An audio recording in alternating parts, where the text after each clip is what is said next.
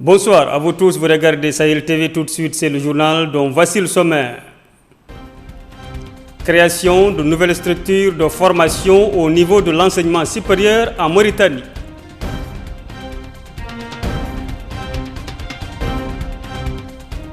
Campagne de nettoyage de la plage de Nouakchott pour promouvoir le tourisme.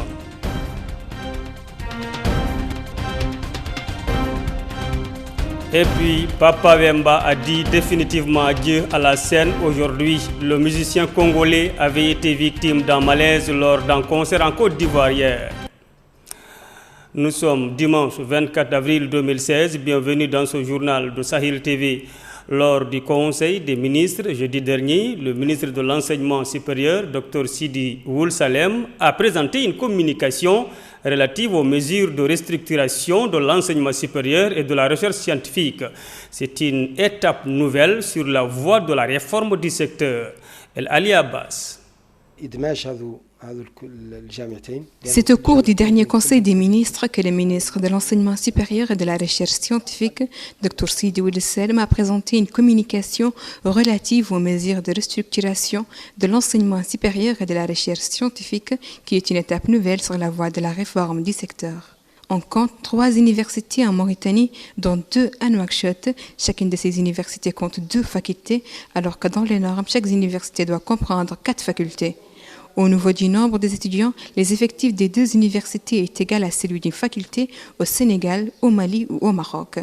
C'est pourquoi il a été décidé de fusionner les 2 universités en une afin de permettre une meilleure gouvernance. Rien que sur le plan financier, cette fusion va permettre au pays d'épargner annuellement une enveloppe de 133 millions d'ouguiyas, déduite des réductions sur les dépenses administratives et celles engendrées par la restructuration, sans compter l'utilité pédagogique matérialisée par l'usage commun des moyens humains et financiers. La réforme en cours depuis près d'1 an vise la mise aux normes de l'enseignement supérieur en Mauritanie. Cette remise à nouveau, qui doit tenir compte de la qualité de l'enseignement dispensé, du niveau académique des étudiants et de leur tranche d'âge, chacun de ces critères ayant des incidents évidents sur l'évaluation finale du secteur. En ce qui concerne la recherche scientifique, le ministère envisage la mise en place d'un conseil scientifique qui doit avoir en son sein les départements ministériels concernés par la recherche scientifique et avec des missions et directives bien définies. Pour l'année universitaire 2014-2015, le nombre d'étudiants en Mauritanie est de 19 682 inscrits dans l'ensemble des établissements supérieurs publics et privés, dont 6 806 filles, soit 33%. Les étudiants de moins de 27 ans représentent seulement 64% des effectifs.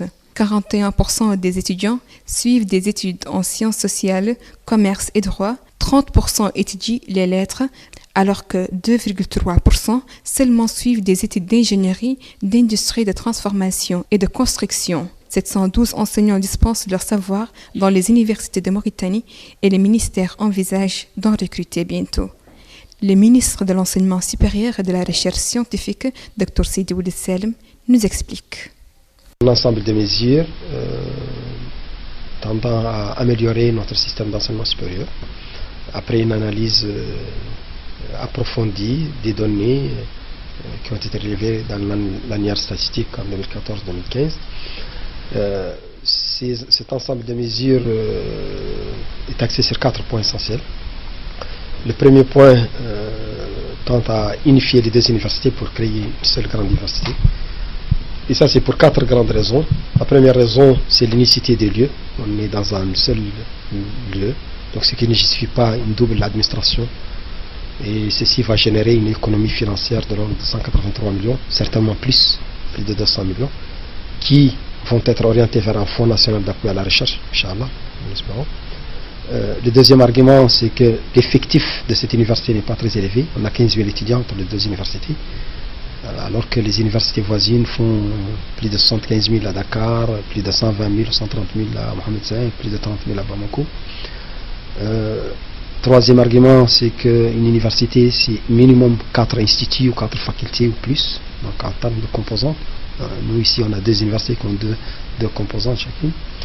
Et le quatrième argument, c'est que c'est le dividende pédagogique qu'on peut gagner à travers ce lycée, à travers la mutualisation des moyens et l'intervention de tous les professeurs dans toutes les facultés. Donc ça facilite la gestion, c'est le bon sens, c'est la logique. Le deuxième point a trait sur le besoin en recrutement. Ce système, toutes les universités, les écoles d'ingénieurs, les instituts ont un besoin actuel de 250 postes. Mais il ne suffit pas de dire 250 postes et recruter 250 postes. Non, il faut analyser l'origine de ce besoin. Cette origine s'explique par deux faits. Le volume statutaire qui est très bas, 6 heures par semaine, c'est pas beaucoup. On propose de monter à 8 heures par semaine, ce qui n'est pas la mer à boire. Et on propose une deuxième mesure qui est une révision de la grille de décharge qui est appliquée à tous les postes, que ce soit des postes administratifs pédagogiques au sein de l'université ou que ce soit des postes à l'extérieur de l'université comme des conseillers, des directeurs ou d'autres organisations. Et ceci va générer un dividende en heures de 11 400 heures. Donc si on propose une nouvelle grille, on gagne ça, ce qui veut dire qu'on baisse les besoins de 250 postes à 134 postes. Et c'est ce nombre qui a été demandé au gouvernement de faire un recrutement à ce nombre. Ce recrutement va donner un coût à la qualité de l'enseignement de notre système, puisque les établissements auront des professeurs permanents. Aujourd'hui, tous les établissements sont déficitaires en enseignement. Tous, ils travaillent avec le double ou le triple de leur personnel en position fragile, vacataire, contractuelle, des choses comme ça. Et ça, donc c'est une bonne chose pour les établissements, mais c'est aussi une bonne chose pour les vacataires, ces jeunes, qui sont des jeunes sortants, malheureusement qui ont une situation professionnelle très précaire, puisqu'ils n'ont pas de contrat, ils n'ont pas de titularisation, ils n'ont pas de carrière, et donc ça fragilise le système de manière générale.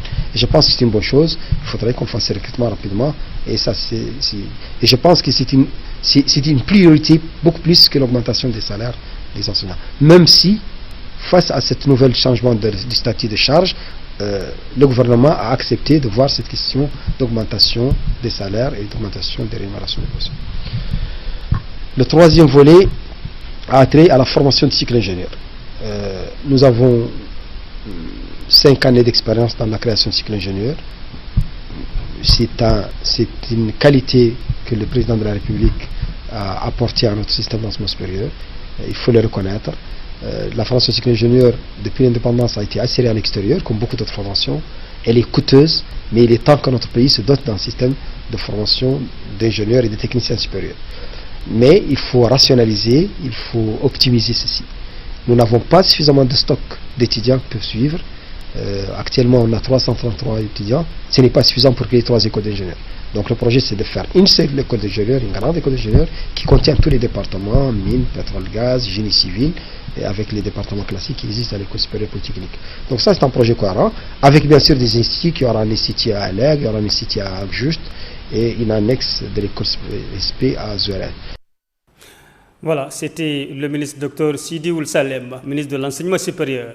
La ville d'Attar a abrité hier soir le démarrage technique de l'initiative Jeunes et Gouvernance locale organisée par l'Association féminine de promotion de la femme et de l'enfant et l'organisation d'aide aux femmes et aux enfants en difficulté sur le financement du projet FAJR relevant du service de la coopération culturelle de l'ambassade de France. La coordinatrice régionale du projet FAJR, Koria Ment Omar, a dit que l'objectif de cette initiative est d'impliquer la jeunesse dans la gouvernance locale, tant par la sensibilisation que par la formation, et l'encourager à contribuer positivement au développement local. Elle a mis en relief le fait que ce projet œuvre à former 300 jeunes exposés à la marginalisation. Il faut dire que le projet intervient dans les communes de Tawaz et de Aïn et Heltaïa. L'association mauritanienne de pêche sportive et de chasse sous-marine MAPECH a organisé hier, en collaboration avec la mairie de Tavreq Zeina, une journée de lutte contre la pollution maritime à Nouakchott. L'opération a concerné la plage de Nouakchott côté Tergit Vacances, qui connaît par ces jours de canicule une importante affluence. Mohamed Lemine Seidi. Un constat sur l'état du littoral et des fonds sous-marins amène à ressembler l'association mauritanienne de pêche sportive, de chasse sous-marine et la mairie de Tavreq Zeina sur ce projet de coup de balai à la plage. Cette activité communautaire a pour objectif de dégager les nombreux déchets qui s'accumulent sur nos côtes et sur les fonds sous-marins proches qui contribuent à la menace des récifs coralliens de ces littorales déjà abîmés par le réchauffement climatique global. L'objectif est donc de réduire l'impact de cette menace sur ces récifs. Les pollutions par les macro-déchets détruisent ces écosystèmes, réduisent la biodiversité sous-marine. Ma pêche et quelques dizaines de volontaires ainsi que des riverains de la plage ont pris part à cette opération qui, selon le président de l'association, M. Sidi Ahmed Maurice Benza, vise à lutter contre la pollution des plages, de préserver leur propreté et ancrer la culture environnementale chez les citoyens mauritaniens, évoquant ainsi le plan d'action de son association qui compte 30 membres pratiquant la pêche sportive et la plongée sous-marine.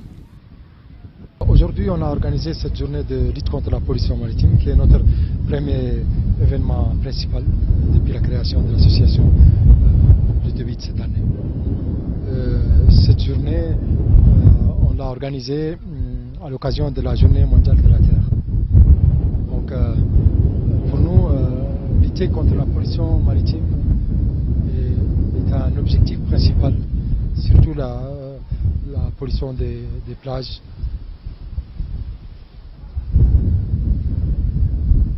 Ainsi que la protection de notre environnement maritime. Le programme de notre association est composé de 3 axes principaux. Le premier axe, c'est celui de la lutte contre la pollution maritime. On organisera, Inch'Allah, cette année et pour chaque année 3 journées de lutte contre la pollution maritime, de lutte contre la pollution des plages, une à Nouadhibou, à Nouakchott et au Bandarguin, ainsi que 3 concours de pêche sous l'égide de la Fédération mauritanienne des sports nautiques. Un concours à Nouakchott, un concours à Nouadhibou et un concours à Bandarguin, bien sûr avec la coopération du Bandarguin. Cette association, en plus de l'organisation de sessions de formation et d'activités de lutte contre la pollution marine au niveau du parc national du Bandarguin, envisage de participer à des compétitions sportives sous-régionales et internationales. Les plages sont des espaces touristiques d'importance, mais aussi des milieux fragiles abritant une biodiversité remarquable. Dans un souci d'améliorer continuellement la qualité des plages, il est nécessaire d'intégrer le fonctionnement écologique des plages dans les modes de gestion. Bravo à cette belle équipe de motivés. Merci, Mohamed Lemine Seydi Kane. Toujours dans le cadre du nettoyage de la plage de Nouakchott, rendre la plage propre pour promouvoir le tourisme et sensibiliser les étudiants, le grand public aux questions de l'environnement, mieux connaître la qualité, quantité des déchets du littoral et leur provenance. Fatima Soudaina. Il y a moins d'une année fut lancée la campagne Plage de Nouakchott propre. Les objectifs étaient de rendre la plage propre pour promouvoir le tourisme et sensibiliser les étudiants, le grand public aux questions de l'environnement. Mieux connaître la quantité, la qualité des déchets du littoral et leur provenance. Rendre à la plage sa beauté naturelle et éradiquer les macro-déchets issus de l'activité humaine transportés par les courants marins et qui échouent par la suite sur nos plages. Cette campagne de l'ONG Clean Beach fut un grand succès. Aujourd'hui, cette plage revêt son ancien habillage, des déchets, des ordures, des odeurs. Tel est le quotidien de ces mordus des mers qui viennent se ressourcer au bord de cet immense bleu. Certes, l'endroit est typique, mais la saleté est repoussante. Des amas de poissons pourrissent au soleil et dégagent une odeur insoutenable. Le centre d'intérêt de Nouakchott, c'est bien la pêche. Aussi archaïque que ce soit les barques, le poisson est abondant et les pêches sont bonnes. Quand il fait chaud, les plages de Nouakchott sont bondées de monde. Hommes et femmes de tout âge viennent souvent y passer la journée. Partout l'on voit des petits cercles formés, ça et là. À chacun ici sa façon de passer le temps. Cependant, tout n'est pas beau à la plage. Nous avons un lieu touristique prestigieux, non entretenu par les autorités. Il n'y a pas d'arbres et la plage n'est pas aménagée pour accueillir les visiteurs et les touristes, déplorent ces jeunes. Nous demandons au ministère de la Jeunesse, de la Culture et des Sports d'y aménager des sites, des auberges, propose-t-il. L'insécurité qui y règne n'est pas en reste. Je parle de la sécurité de la côte. On vient se balader et puis on nous trouve des braquages et puis donc on doit avoir ici un poste de gendarme ou de police ou de sécurité. Donc ici on doit aussi avoir les restos, on doit avoir tout pour qu'on puisse développer. La Mauritanie, c'est 750 km de plage sur l'Atlantique. À quelques minutes du centre-ville, nous détenons l'une des côtes les plus poissonneuses au monde. Fatimata Soudeyna, merci beaucoup. Hors de chez nous, l'intensification des frappes menées par le régime syrien contre Alep et Douma, bastion de groupes rebelles, a fait plus de 50 morts en 48 heures. La trêve impulsée par Washington et Moscou semble définitivement terminée. Et puis cette triste nouvelle, Papa Wemba a dit définitivement adieu à la scène ce dimanche 24 avril 2016. Le musicien congolais RDC avait été victime d'un malaise lors d'un concert en Côte d'Ivoire hier. Ce sont les organisateurs du FEMUA, le festival de musique urbaine d'Anoumabo, qui ont annoncé son décès ce dimanche matin. Papa Wemba était âgé de 66 ans. L'émotion est énorme en Afrique centrale et ailleurs. L'artiste touche à tout. Papa Wemba s'est aussi essayé au cinéma. Le musicien qui vient de s'installer en France joue au milieu des années 1980 dans le film franco-zaïrois La vie est belle, dédié aux habitants de Kinshasa, où il tient le rôle principal et dont il compose la musique. Et puis nous terminons ce journal par cette bonne nouvelle quand même. Les Mourabitoun, moins de 20 ans, c'est du football, ont gagné tout à l'heure les Algériens par 2-0 à Nouakchott, au stade de Nouakchott, dans le cadre des éliminatoires de la CAN, moins de 20 ans. Au match aller, les Algériens avaient gagné par 2-1. Au deuxième tour, notre équipe moins de 20 ans va rencontrer celle du Mali. Allez, les Mourabitoun, l'impossible n'est pas mauritanien. C'est la fin de ce journal. Tout de suite, le rappel des titres. Création de nouvelles structures de formation au niveau de l'enseignement supérieur en Mauritanie.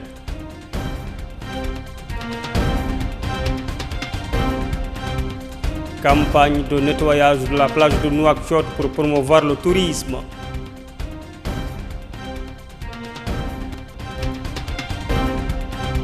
Papa Wemba a dit définitivement adieu à la scène aujourd'hui. Le musicien congolais avait été victime d'un malaise lors d'un concert en Côte d'Ivoire hier. Merci de votre fidélité. Gardez les yeux bien ouverts sur Sahel TV. Bonsoir à toutes et à tous.